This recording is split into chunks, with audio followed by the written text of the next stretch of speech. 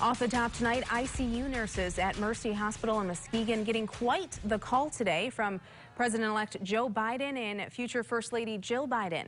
News 8's Kyle Mitchell is here with that video. And Kyle, these nurses are working at a hospital that's been hit really hard by COVID lately.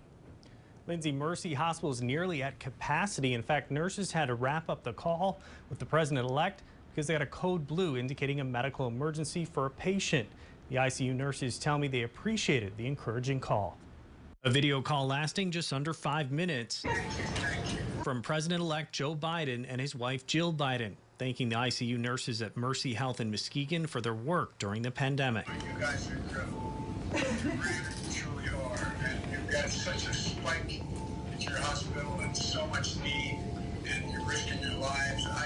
We just can't thank you enough. President-elect Biden spoke of the impact ICU nurses have made on his family. We got the experience of having the benefit of ICU nurses, and unfortunately, I spent a lot of time in ICU, and our son did, and like months, and so I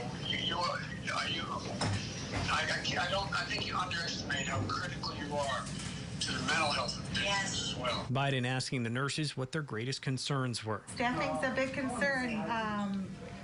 Having the protection we need is a big concern. ICU nurse Amy Moore was holding the phone. She wasn't assigned to COVID patients today, but many of her colleagues with her spent Thanksgiving fighting the virus. I actually was very choked up and got very emotional. Moore says the call was nice encouragement during the most difficult stretch they've experienced of the pandemic. We have nurses that have been working these units since March, and they have been dealing with this for so long, months upon end, and it's hard. And we almost wish that, in a way, everybody could see what we're going through and could see the reality of it. COVID-19 has claimed 162 lives in Muskegon County this year, but November has been the worst month by far. 78 deaths already this month. The latest number from the state show Mercy Health Muskegon has 142 COVID patients.